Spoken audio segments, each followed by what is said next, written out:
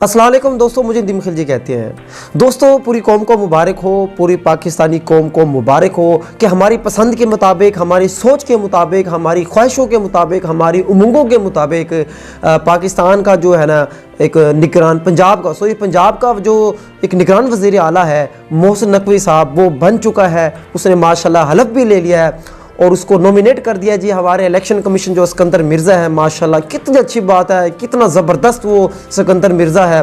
ऐसा शख्स, ऐसा इदारा आपको कहीं नहीं मिलेगा कि पूरी कौम कह रही थी, नून लीग वाले भी कह रहे थे, पीटीआई वाले भी कह रहे थे, सहाफ़ी भी कह रहे थे, मीडिया वाले कह रहे थे, सब कह रहे थे, पूरी पाकिस्तानी कौम कह रही थी मोहसिन नकवी को बनाया जाएगा, मोहसिन नकवी वज़ीर आला बन जाएगा, बिल्कुल बन जाएगा। देखो कितना अच्छी बात है। देखो इससे अच्छा कोई आपको इदारा मिलेगा, इससे अच्छा आपको कोई शख्स मिलेगा कि जो पूरी कौम की उमंगों के मुताबिक फैसला कर दे। अब देखें कितनी खुशियों वाली बात है, एक जश्न है यकीन करें पूरे पाकिस्तान में। यानी मेरी तो दुआ है अल्लाह इस सिकंदर मिर्ज़ा को जो है ना पाकिस्तान का सदर बनाए।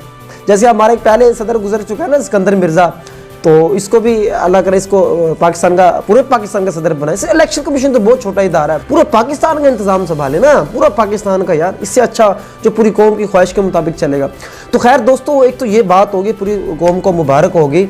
और दूसरा मैंने ये बताना था, ये जो मोहसिन नकवी साहब हैं, क्योंकि इनके मैंने चैनल में काम किया और ये वहाँ मौजूद भी होते थे, तो आपको एक छोटा सा वाक़या सुनाता हूँ कि इनकी खान साहब के बारे में क्या सोच थी और क्या है, उस वक्त क्या सोच थी। अभी भी साफ ज़हर आप तो और भी अच्छी सोच होगी, उस वक्त तो इतनी अच्छी सोच थी।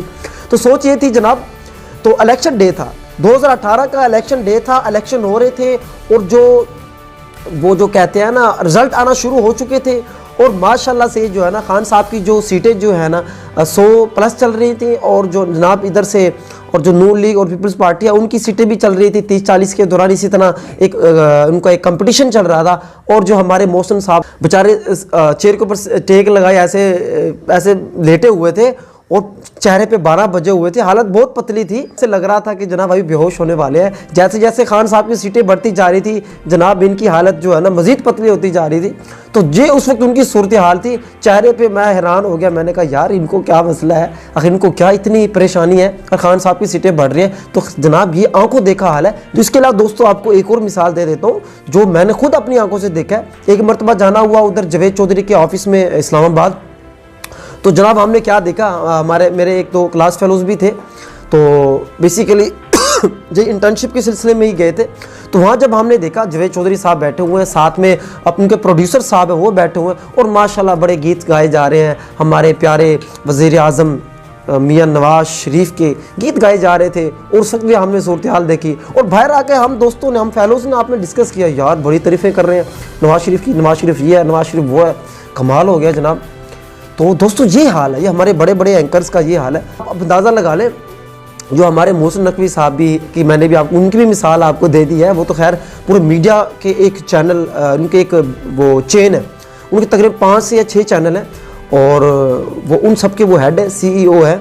तो माशाल्लाह से अब वो हमारे निगरान वज़ीर आला बन चुके हैं। तो इससे अच्छा आपको वज़ीर आला कहाँ से लाएंगे जनाब। और इससे अच्छा जो मैंने शुरू में बताया कि इलेक्शन कमीशन जिसको इन्होंने नॉमिनेट किया, इससे अच्छा हम कहाँ से लाएंगे जिसको पूरी कौम की उमंगों के मुताबिक, ख्वाहिशों के मुताबिक, सोच के मुताबिक, हमारी पसंद का कह लेंगे आप, एक वज़ीर आला मुंतखब कर दिया। शुक्रिया, अल्लाह हाफ़िज़।